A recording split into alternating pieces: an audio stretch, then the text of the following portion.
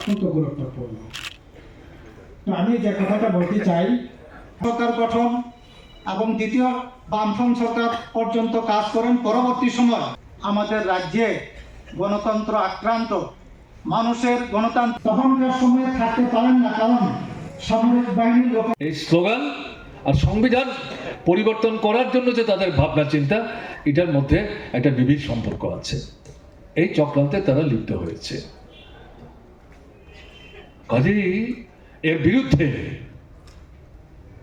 সারা দেশে আমাদের প্রত্যাশা মতো ব্যাপক প্রতিবাদ প্রতিরোধ গড়ে তোলা এখনো সম্ভব হয়নি, কিন্তু আমরা এই ধারার মধ্যে মানুষকে সংগঠিত করার চেষ্টা করছি।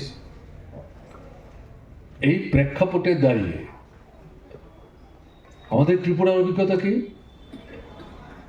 কুমারী মধুতির উপস্থিত শহীদানের ৭৭ বছর, ৭৬ শেষ হয়েছে, আজকের দিনে এটা ৭৭ বছরে পদার্পণ করলো। ইতিহাসটা খুব লম্বা না। ৪৫-এর জনশিক্ষা আন্দোলন, তার ভিত্তি তৈরি হয়েছে।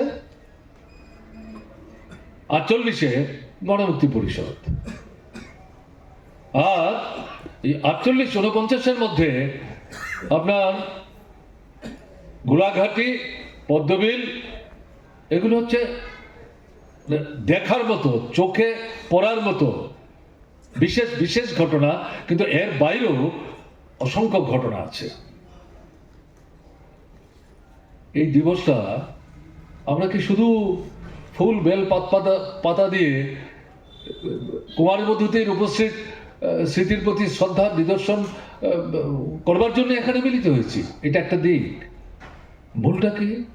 আমাদের রাজ্য অতীত ইতিহাসকে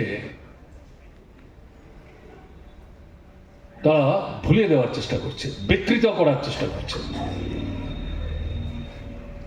গণতান্ত্রিক আন্দোলনের যে স্রোতধারা, যা বাদ দিয়ে ত্রিপুরাকে যেখানে সে দাঁড়িয়েছে, এই জায়গায় ত্রিপুরা আসতে পারতো না, এই সমস্ত ইতিহাসকে তারা সেখানে বিকৃত করার চেষ্টা করছে।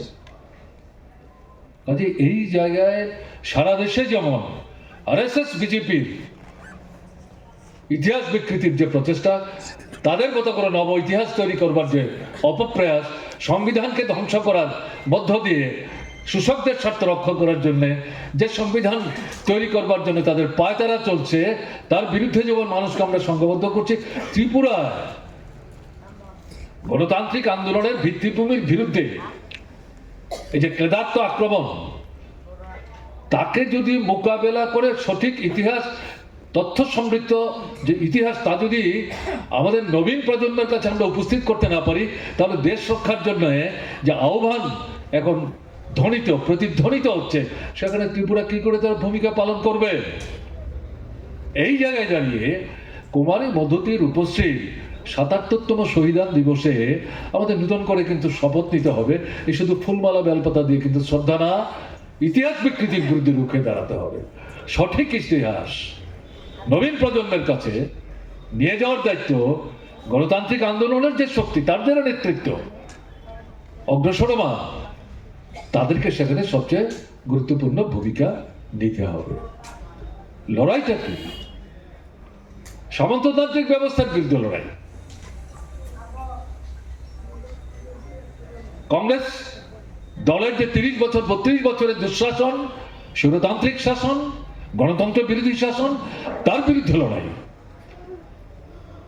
কেন্দ্র থেকে সারা ভারতবর্ষের বুকে গোটা ভারতবর্ষকে জেলখানায় পরিণত করবার জন্য কংগ্রেস শাসকরা ইন্দিরা গান্ধীর নেতৃত্বে জরুরি অবস্থা জারি করে ত্রিপুরাকে জরুরি অবস্থা জারির পরে জেলখানা করেছে তা না, তারা